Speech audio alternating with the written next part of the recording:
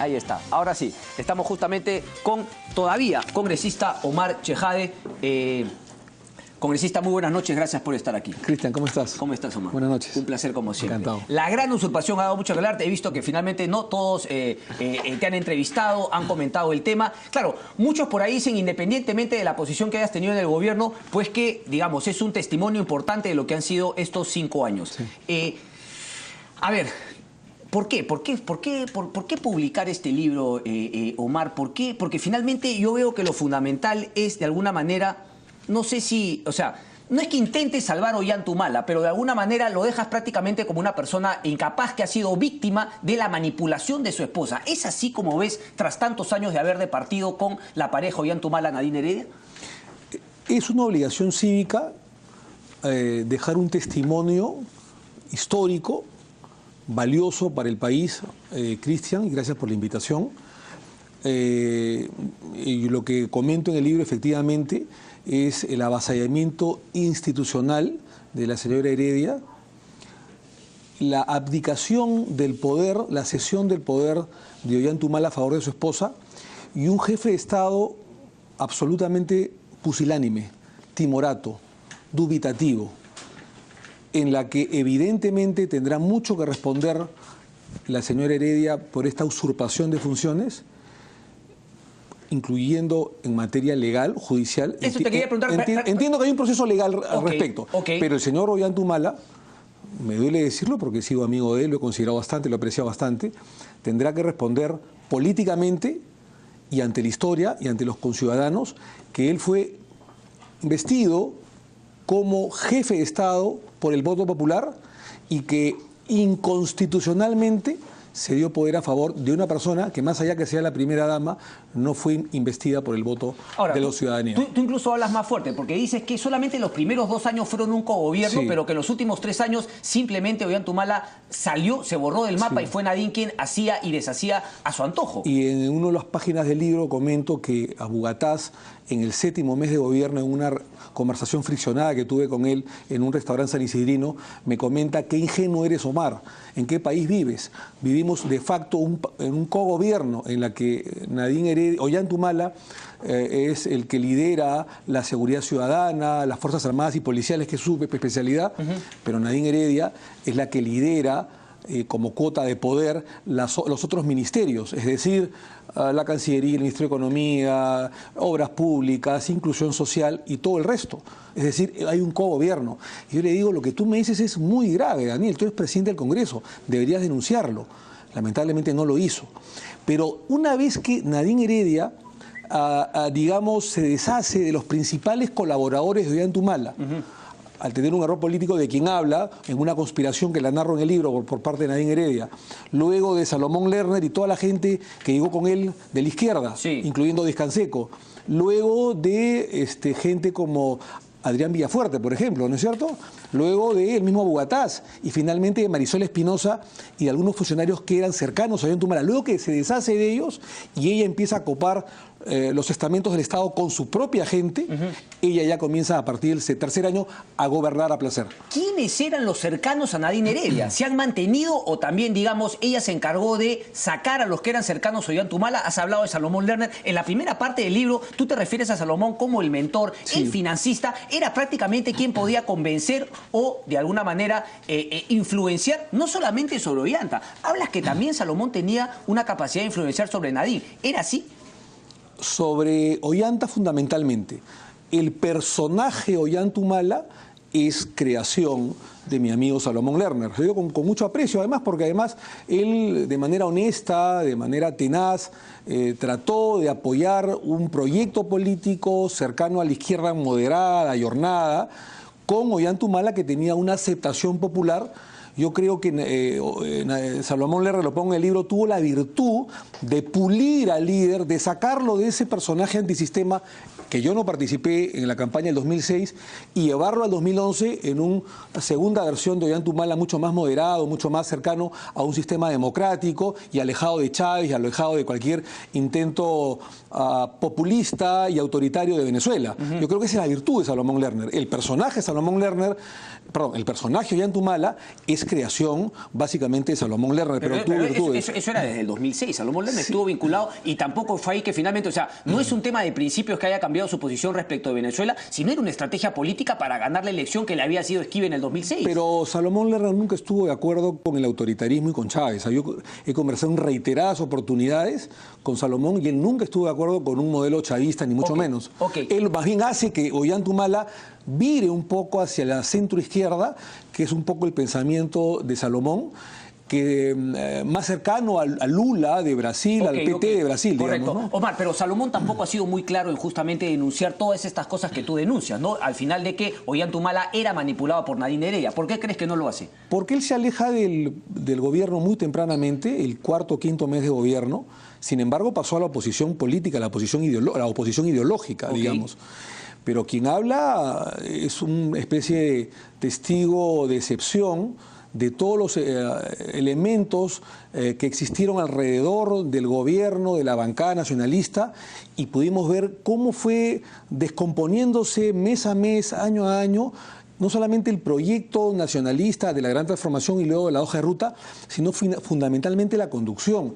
Durante 5 años, mi querido Cristian, no hemos tenido un líder. Tú dentro de poco vas a entrevistar a mi amigo Renzo Reyardo. Correcto. Un buen parlamentario. Sí, y él habla claro de que nunca lideró finalmente el tema de la seguridad como dijo que él iba a liderar. En temas de seguridad ciudadana, y vas a poder escuchar que nunca hemos tenido un líder. Y cuando la masa, la sociedad, la nación, el pueblo peruano no encuentra un conductor, un líder, lo que se genera es una especie de pandemia, de contagio nacional, de desánimo nacional. Y eso es lo que ha acontecido en estos 5 años, y por eso que uno de las principales deudas de este gobierno es la seguridad ciudadana, en la que hemos retrocedido, lo va a decir Renzo seguramente en los próximos minutos, muchos escalones, muchos capítulos. Ya la seguridad ciudadana era complicada cuando Ollanta accede al poder, pero la gente vota por él en gran parte porque tenía la imagen de un hombre duro, que venía de la Fuerza Armada, de un incluso mensaje antisistema, si se quiere, y que iba a derrotar a manu militari a los delincuentes y que iba a vencer la inseguridad ciudadana. No lo hizo, retrocedimos, porque no hubo líder, hubo un jefe de Estado pusilánime que accedió con ese secuestro psicológico que he dicho, en primero codependencia y luego un secuestro psicológico a favor de la esposa. Omar, yo tengo que hacer una pregunta que para mí es fundamental. Digamos, por lo que cuentas también en el libro y desde que empiezan antes de haber asumido el poder, claro, tú hoy en la entrevista en el Perú 21 dices que ella cambió, ¿no? Que finalmente el poder, las grandes reuniones sociales, la sensualidad del poder la copó, se aburguesó, pero por lo que cuentas, de alguna manera siempre fueron así, es decir, siempre Ollanta fue manipulado por Nadine Heredia. Tú dices, se cuenta acá que ella era, digamos, no era muy simpática, era un poco malagradecida, ¿no? O sea, no han cambiado mucho, simplemente que llegaron a la presidencia y obviamente, es decir, el tema del dinero ya aparecía. Omar, tú cuentas una anécdota cuando te regalan 2 botellas de whisky, etiqueta no sé qué, etiqueta dorada y qué sé yo decir. ¿Ya no te parecía factible preguntarte de dónde aparecía tanto dinero? Porque habían dineros que eran generados de los diezmos de los congresistas nacionalistas de esa época, ¿no es cierto? Y a mí jamás me comentaron, como jamás se lo comentaron seguramente a Bugatás o a Marisol Espinosa o gente cercana al nacionalismo, que habían dineros de Venezuela. Pero para botellas de whisky, una cosa es diezmo, finalmente, ¿no? Los trabajadores y todo para poder vivir decentemente, y el tema de las botellas de whisky, los relojes que ya denunciaban en su momento. Pero las botellas de whisky puede ser pues cada 6 meses, y una botella de whisky te puede costar 200 soles. Tampoco son cantidades exorbitantes. 3 doradas te tiró. Bueno, 3 etiquetas doradas. Pero eso en 3 años, ¿no es cierto? No es que me ha tirado todas las semanas. No, las 3, cuando tú le sacas una resolución a su favor, pum, te regala estas 3. Fue, digamos, una en Navidad, fue una generosidad, digamos. Lo que narro en el libro es que mientras Humala tenía gestos nobles de agradecimiento, que podía ser una botella de whisky o una botella de champán, como buen cliente, Nadine Heredia no te agradecía ni te daba siquiera el saludo. Es decir, cuando habíamos pasado una etapa importante, de un fallo judicial importante, lejos de agradecerte... ¿Soberbia? ¿Era soberbia desde ese entonces? Sí, muy soberbia. Y cuando lejos de agradecerte, más que soberbia, fría, ¿no? Desentendida. Más allá de agradecerte, simplemente te decía cuál es el siguiente paso a realizar. Y Ollanta, emocionado, te podía dar un abrazo militar, pero un abrazo agradecido al fin. El abogado finalmente no está en busca de agradecimientos, mi querido Cristian, pero te lo narro en el libro, trato de narrar en los primeros capítulos el perfil humano de ambas personas, que creo que se ha mantenido al final. No es que yo quiera salvarlo, Ollanta Humala, de su responsabilidad, porque responsabilidad política tiene, sí, pero es evidente que la primera dama tiene una responsabilidad ulterior, una responsabilidad superior del desastre institucional que hemos vivido en estos 5 años. Uno podría decir que la responsabilidad política es mayor en Ollanta Humala porque él fue el elegido. Sin duda alguna. Ok, ¿crees que tu libro aporte algún tipo, me lo pregunta acá, algún tipo de prueba finalmente para... Es decir, ¿crees que es solamente, digamos, detalles enriquecedores, no jugosos de la relación, o crees que podría aportar alguna prueba en el caso de usurpación de funciones? En el caso de usurpación de funciones es probable que el fiscal compre o tenga ese libro y sea un indicio o una prueba adicional de las que ya tiene. Sumado a eso, ¿tú estarías dispuesto a...? Yo ya he declarado como testigo, pero lo que te quiero decir, que es lo fundamental, mi libro no es una denuncia penal, no es una requisitoria legal y judicial. Correcto. Mi libro es una demanda política. Una demanda política y un testimonio valioso que dejo a la nación, porque yo finalmente me retiro a la actividad privada, probablemente después regrese, no sabemos, el mundo y la vida da vueltas, pero yo jamás he tenido ninguna intención con este libro de ser un trampolín a la fama para postular a la presidencia de la República el 2016, ni mucho menos. Y yo siempre dije, se lo dije al presidente de la República hace un año, que yo me retiraba a la actividad privada, que mi compromiso era por 5 años, sin embargo, retirándome a la actividad privada, me sentí en la obligación desde noviembre del año pasado, en 6 meses, de escribir un libro sin ningún tipo de interés político, porque no he ido a la redacción parlamentaria ni quería ir, para poder señalarle al pueblo que nunca más una usurpación de funciones, nunca más un presidente pusilánime y nunca más un avasallamiento institucional. Yo he sido, permíteme la inmodestia, mi querido Cristian, uno de los propulsores cuando fui presidente de la Comisión de Constitución y luego también miembro de esa comisión, de la defensa del Estado de Derecho, de los cambios y reformas constitucionales para fortalecer el sistema institucional. ¿Y qué nos hemos dado cuenta? Que en los últimos 5 años, según las estadísticas del Banco Mundial, hemos retrocedido 23 puestos en el tema del fortalecimiento institucional. Ya era malo cuando llegó el gobierno, 96.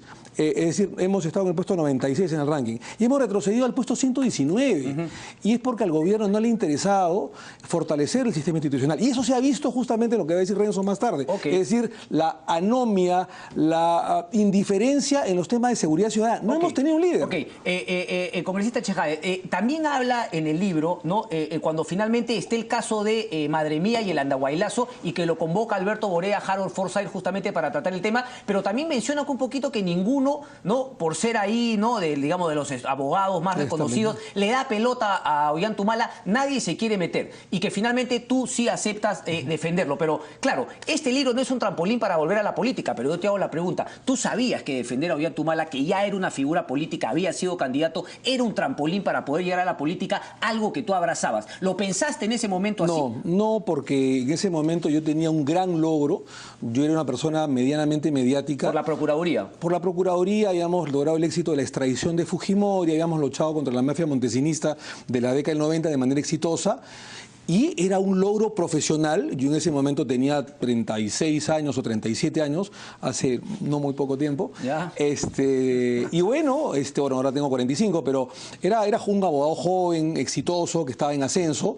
Y había un caso político. A mí la política siempre me ha gustado. No necesariamente estar en el Congreso. El Congreso más bien te trae más sinsabores que felicidades. Pero por eso mismo. Entonces, ¿sabías que era un trampolín, que ibas a estar en el tema político, en las entrevistas? Jamás le pedí a Ollanta Humala ser vicepresidente de la República ni congresista. Cuentas eso también. Y se lo cuento, y lo cuento ahí. Que cuando te llamas, tú ya te la solías, pero tú veías más allá de lo que... ¿Sabes por qué no?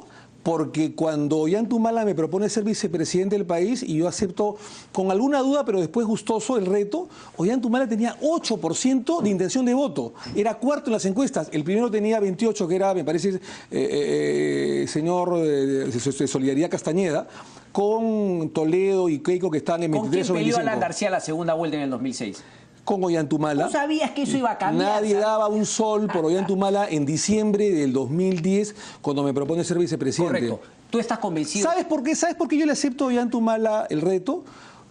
Y lo cuento también en el libro, porque me parecía que era el único candidato del 2006 que había luchado contra la corrupción y había luchado contra las fuerzas montesinistas de la década del 90. Mientras los demás miraban de reojo, los demás candidatos de todas las agrupaciones, el único que se fajó y se comprometió en esta lucha era justamente Ollanta. Y de alguna manera, cuando incluso yo trabajaba en la Procuraduría y veía el tema de la extradición y el señor Humala era líder de la oposición contra el gobierno de Alan García, digamos que hicimos una cierta amistad vía Salomón Lerner, que fue el que me lo presenta, y jugamos en París ciertas cosas, ¿no es cierto?, que al final dieron resultado. Por eso que hicimos una cierta amistad y luego yo acepto cordialmente, porque me parecía que había una persecución política contra el líder de la oposición que era ¿Crees que Humala. eres un convencido de la inocencia de Ollanta Humala en el caso Madre Mía? Por las pruebas que me dieron hasta ese momento, yo pienso que sí. Se trataron temas judiciales muy espinosos y hubo 4 instancias, mi querido Cristian, que absolvieron a Ollanta Humala y jueces de los más probos. No solamente San Martín, porque la gente dice, solamente San Martín. No, eso fue en la última instancia. Víctor Cubas Villanueva, que era un fiscal superior y que es un fiscal superior probo, decente, especialista en derechos humanos, fue el primero que emite una resolución, después de un alegato importante nuestro, de archivamiento de la causa para que no pase a juicio oral. Luego la sala de Jimena Cayo Rivera. Después el fiscal supremo, que hoy es fiscal de la Nación, correcto, Pablo Sánchez Velarde, opina a favor de la exoneración de responsabilidad de Humala. ¿Tú siempre fuiste un convencido de la inocencia de Ollanta Humala? Sí, porque además habían pruebas tajantes de que Ollanta Humala no se encontraba en Madre Mía en el momento de la supuesta desaparición de las supuestas víctimas, ¿no? Ok, ahora, hay un capítulo también, el capítulo 6, en el cual hablas del traspiés. Yo quiero que me cuentes un poquito, porque aquí yo veo, en verdad, que tú le tiras toda la tinta al general Arteta de haber sido el responsable del suceso de las brujas de Cachiche y que terminó con tu hermano, además, que entiendo todavía sigue en prisión. ¿Cómo? No es que le tire las tintas. Lo que yo digo es que un general, en ese momento despechado, porque se había reunido conmigo de manera circunstancial, yo ni lo conocía, y con 2 generales más en un restaurante, a los pocos días es desaforado, digamos, de la policía, y él tenía claras intenciones de ser director. Obviamente que él pensaba, erróneamente, me imagino que después se había dado cuenta, de que yo tenía algo que ver con su salida de la policía, y él claramente quería ser, no solamente quería avanzar, quería ascender en la policía, sino que quería además ser director de la institución. Y a la semana siguiente, además él lo dice, se encuentra de que no puede hacer nada y se encuentra fuera de la policía. Él piensa en ese momento que yo tenía algo que ver con su salida de la institución. Y en verdad, quienes de alguna manera hicieron los cambios, los ascensos y las salidas, fue el ministro del Interior, que era Valdés en ese momento, Óscar Valdés, y el presidente de la República. Y luego él comienza pues a denunciar un hecho que no me denuncia a mí. Pero no crees que finalmente el caso de tu hermano Omar también cambió tu visión, tu relación finalmente con el poder? Qué bueno que me lo preguntes. O sea, muchos piensan que si no hubiese pasado eso, claro, tú serías vinculado y quizá 4 o al final, como muchos, se habrían bajado del carro del gobierno. Qué bueno que me lo preguntes, porque a pesar del tuit que fue una ruindad de la primera dama, yo cristianamente la disculpé en la interna, personalmente, después conversamos y durante 2 años y medio he defendido a Nadine Heredia y Ollanta Humala. Tú dirás, ¿en qué momento vino el desamor? Hace año y medio. Hace año y medio, cuando comenzaron a salir informaciones que yo no tenía conocimiento ni cuando fui abogado de ellos, ni mucho menos cuando comenzó el gobierno. Es decir, los dineros de Venezuela, CaixaMac, las cuentas de Rocío Calderón, las empresas brasileñas que dieron dinero y que están en las agendas, el tema, por supuesto, de Martín Belaúnde, cuando él dice, y no es refutado por la primera dama ni por el presidente de la República, que los contratos que pagaba por consultorías y que a ella le sirvió a Nadine Heredia para pagar las hipotecas de su casa, eran contratos simulados, eran contratos fraudulentos. Y esa información yo no la sabía. Pero mira, ¿quién defendiste sin tener esa información tan importante? Bueno, pero escúchame, yo soy amigo muchas veces de mis clientes, y yo era amigo de Ollanta Humala, por todo lo que te he comentado y que lo comento además en el libro. Y la relación entre el patrocinado y el abogado se cimienta en base a la confianza. Yo no tenía por qué dudar de un amigo que era mi patrocinado, que habíamos estado hasta en temas políticos, ¿no es cierto?, de dudar de las pruebas que me iba dando, pruebas de descargo para poder presentarlo al Poder Judicial y finalmente absolverlo como se dio. Yo no tenía por qué dudar. Pero si ya el 2014 y 2015, además hay temas de usurpación que yo poco a poco me iba dando cuenta, y viene un tema que para mí, Cristian, y lo comento en el libro, es el punto de quiebre, es la muerte de Emerson Fasabi. A Emerson Fasabi lo han matado, a Emerson Fasabi lo han asesinado, y eso tiene que ver mucho con Palacio de Gobierno. Es un tema que todavía, lamentablemente... Es una acusación grave y que finalmente no está entre los casos más complicados que... Pero va a estar. ¿Ya? Yo no estoy diciendo que Ollantumala lo mandó matar ni que la primera dama lo mandó matar. Yo lo que estoy diciendo es que la muerte no fue natural, no fue consecuencia de muerte natural. Palacio de Gobierno. Sí, Palacio ¿Cómo así llegamos a Palacio de Gobierno? Pero yo no puedo decirte fue determinada persona. Pero entonces, ¿qué nos quiere decir con que está vinculado a Palacio de Gobierno? Lo que te quiero decir es que no fue una muerte natural y que Palacio de Gobierno cambió la escena del crimen, varió el procedimiento legal de su muerte. ¿Por un temor a que efectivamente los vayan a involucrar? Tenía algo que ver con el tema de las agendas, de la pérdida y la sustracción de las agendas. El señor Fasabi después fue trasladado sospechosamente a Ucayali, estuvo 15 días en la morgue. ¿Pero tú crees que a ese punto a ese punto llega la primera dama? No, yo pienso que es un tema que debe investigarse profundamente, que fueron cambiados si tú me y que han eso, utilizado, madre mía, puede haber sido también han utilizado a un chofer, que es el señor Peñafiel, para cambiar la escena del crimen y para luego presentarse cómodamente en las instalaciones de Palacio de Gobierno, flanqueado por dos celosos guardaespaldas, guardianes de Peñafiel, que es el señor Wilfredo Pedraza, asesor legal en tema de seguridad del presidente de la República, y Cintia Montes, que es la jefa de prensa de Palacio, para darle seguramente su guión al señor Peñafiel y decir cosas que no sucedieron. Y yo estoy convencido que no fue muerte natural. Se habla de una pancreatitis. Por el amor de Dios, ¿tú crees que una pancreatitis vas a esperar la muerte echado en tu cama y mirando? Que los de temas de atrás tampoco eran, pero bueno, pero te estoy hablando de temas factuales. Ok, solamente déjame terminar con ese tema. ¿Dónde crees que va a acabar finalmente la pareja Ollantumala y Nadine Heredia? ¿Crees que van a volver a hacer la política? ¿Crees que van a terminar no ser presos? ¿Crees que ameritaría finalmente que alguno de ellos esté preso por alguna razón que se les está siguiendo? ¿Cuál es tu, digamos, el augurio que hace sobre ellos? La evaluación es que tienen un tema muy complicado.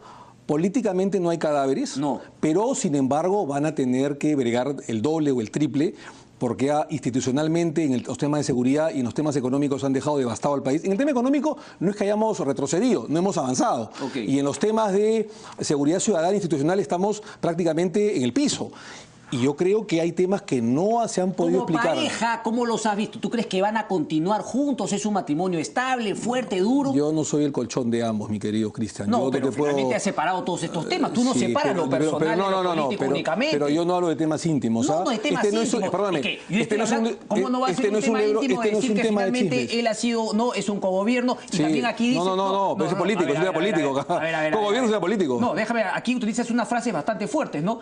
Lo castran, dice, una mujer invalidadora que lo castra y que lo ha secuestrado psicológicamente. Pero es un tema político.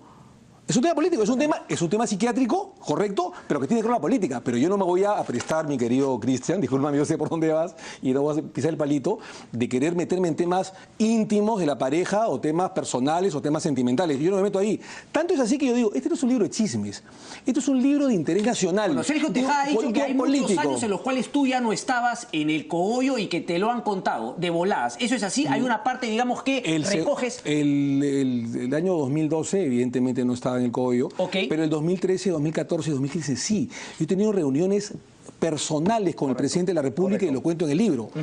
Y yo he sido presidente de la Comisión de Constitución. Tenía reuniones, digamos, no te voy a decir que diarias, pero asiduas con el presidente de la República. ¿Antepuso muchas veces Ollantumala a su esposa antes que al Perú? Varias oportunidades y una de ellas, por ejemplo, es el tema del maltrato al premier René Cornejo. Correcto, lo cuentas acá también. Cuando dice, no voy a permitir que maltrate a mi mujer y qué sé yo, y finalmente, más allá de que se estaba haciendo un buen trabajo, mandó y dio la orden de cortarle la cabeza. No, y además de a los congresistas de boicotearlo, porque según él era un sinvergüenza, un cobarde que había puesto bandeja de plata a la cabeza de Nadine a la oposición. Otra cosa que tú muestras es también la incapacidad de mucha gente de ponerle un coto a las órdenes que daba Ollantumala y que no tenían nada que ver con el bienestar del país, sino con temas personales, con animadversores propias. Solamente Sí. con esta termino. ¿Estás defendiendo tú a tu hermano como penalista? No, no, porque yo soy congresista de la República. Y cuando termine lo defenderás. ¿Por qué no sales si es que finalmente tú dices acá que es inocente y que no hubo nada de eso y que fue Arteta el que estuvo? Entiendo que él está ahorita en un proceso de beneficios penitenciarios. Su caso ya está judicialmente cerrado. Está prácticamente por salir. Y en todo caso, yo no quiero anteponer la política como se ha antepuesto en este gobierno a temas personales o a temas familiares. El tema de mi hermano es un tema muy doloroso para mí, muy íntimo, que me rasga, me desgarra. ¿Te sientes un poco responsable de cómo ha terminado? No me siento responsable porque cada uno tiene su responsabilidad. Yo asumí mi responsabilidad política, mi querido Cristian. Es un tema que de desgarro familiar, de desgarro personal, me da mucha pena, pero yo soy una persona que lo veo constantemente y yo no me voy a meter porque tengo entendido que ya está por salir a través de un beneficio. Mañana en el Congreso de la República la presentación entonces del libro La Gran Usurpación, Memorias de Gobierno, Marche Jade. Eso es lo que le quiero decir antes de darte la mano, mi querido amigo. El libro, en la que yo no gano, por supuesto, un sol, que eso quede bien claro, quiero decir, es un aporte al país, está ya a la venta en librerías, en todas las librerías, desde Virrey, Crisol, Época, etcétera, etcétera, desde el día de ayer o anteayer. Me cuentan que está por agotarse, que ha sido un éxito impresionante, pero independientemente de eso, el día de mañana, a las 10:30 en el Porras Barnechea, lo que era el antiguo Senado de la República, que ojalá algún día se reinstaure y se reinicie el Senado de la República, va a ser la presentación. Enrique Bernales y César. Los prologuistas son pesos pesados. Enrique Bernales, un eximio jurista y constitucionalista, y César Campos, que es un gran analista y periodista político. Omar, muchas gracias. Como siempre. ¿Cuánto Cristian. cuesta? ¿A cómo el libro? 40 soles. 40 soles. Navi Coca. Vamos y venimos.